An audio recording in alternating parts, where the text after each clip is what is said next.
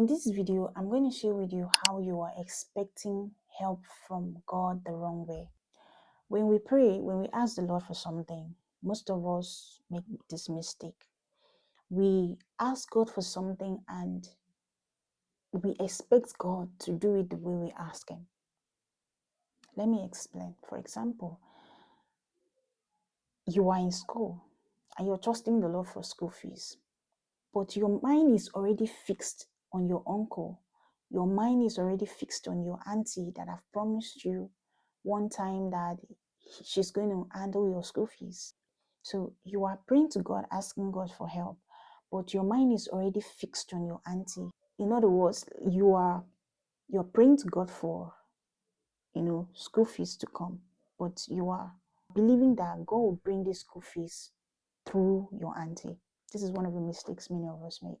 We tend to give God direction in which He should bring the help from, but God doesn't work that way. Over time, I have tried and I've seen that God doesn't work that way. There are many times I have prayed to God for something. I am trusting God for something, and I have a particular direction in my head that I want God to bring this thing from. But of all the times that has happened, God has never brought that help from that direction. It has always been from ways that I never even imagined.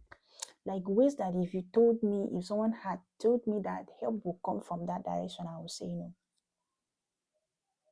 So that is one of the ways that we expect help from God wrongly. We have a certain direction that we are expecting the help to come from. And then when we pray, we limit the help of God to that direction that we want God to bring. But God is not a man. Just like He said in His word, His ways is not our ways. His thought is not our thoughts.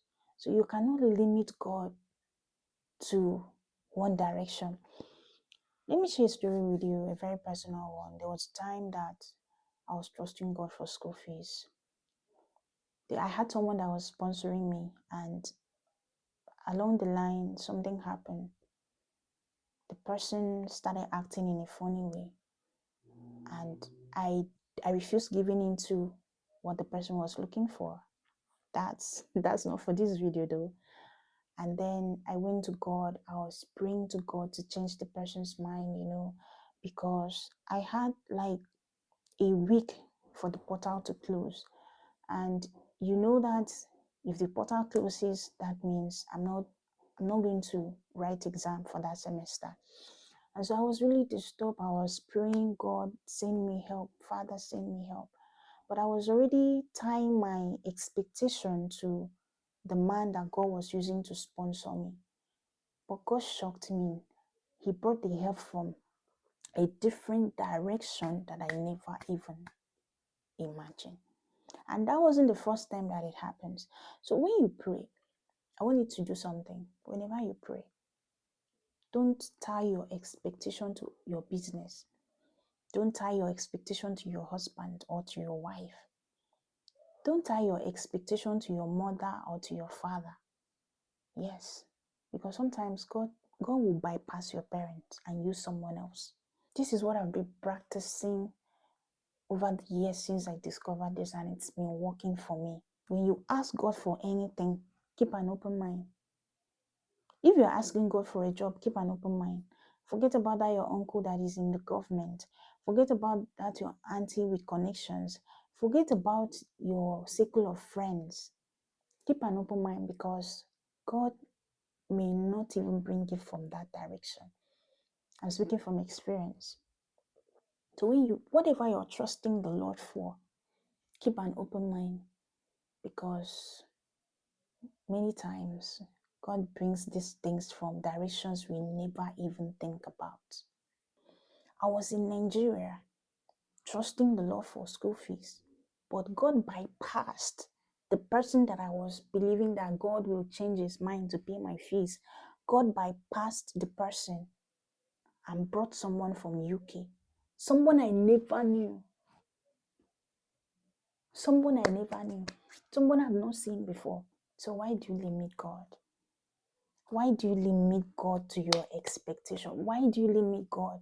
Another thing that you should do when you're trusting God for something, when you're praying for God to give you something, is watch out. Because sometimes the people that God will bring to be of help to you are not godly people. Let me say that again. Sometimes the people that God will bring to be of help to you are not godly people. And so if you're not careful, if you don't pay attention, you will miss that help because you're looking for an angel. God has given me help from places that I can't even see, from people that I didn't even dream of. Some of them don't even know God. Some of them don't go to church. Some of them, they are not believers. But God will bring them. And immediately the assignment, the purpose in which God brought them into their life is done. That door closes. So never tie down your expectation or your answered prayer to any man. Don't limit God to whoever you're looking up to. God is bigger than that. So when you pray, starting from today, whenever you ask God for something, keep an open mind because you don't know the paths in which He is going to bring it.